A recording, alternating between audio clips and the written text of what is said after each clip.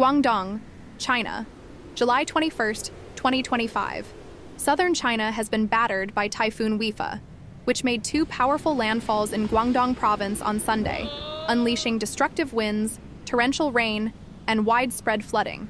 Hundreds of thousands were forced to evacuate as the storm turned major cities into flood zones and left a trail of devastation along the southern coast.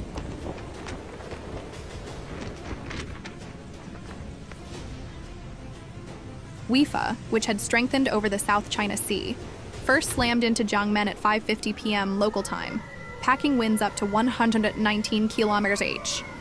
Barely 2 hours later, it made a second landfall on Hailing Island in Yangjiang, with sustained wind speeds of 90 to 100 km/h. The typhoon quickly overwhelmed coastal defenses, swamping urban roads, uprooting trees, and knocking out power in several districts.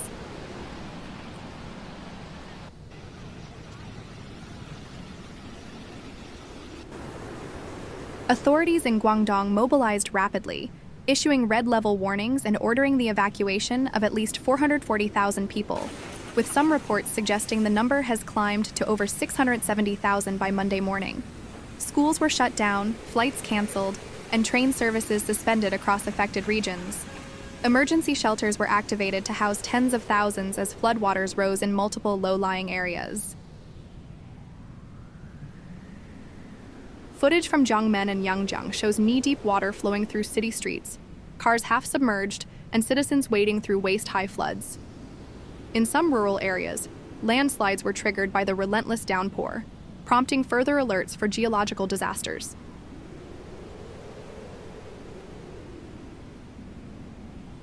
While the worst winds weakened as Wipha moved inland, the real danger came from its deluge of rain, which soaked much of Guangdong, Guangxi, and Hainan provinces.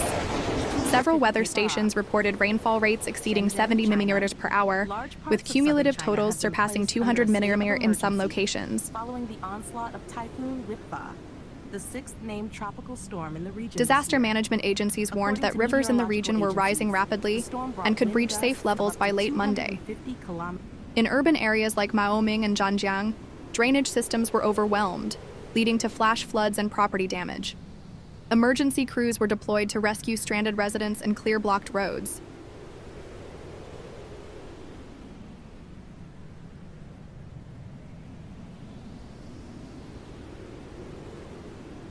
By Monday noon, Wipha had exited the Chinese mainland and moved into the Gulf of Tonkin, maintaining wind speeds of around 60-70 km/h.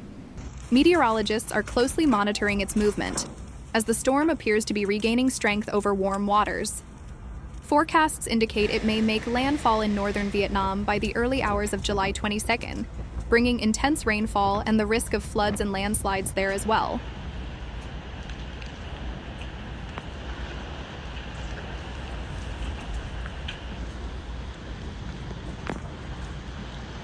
China's Ministry of Emergency Management has issued ongoing alerts for lingering effects, especially for mountain regions vulnerable to landslides and secondary flooding.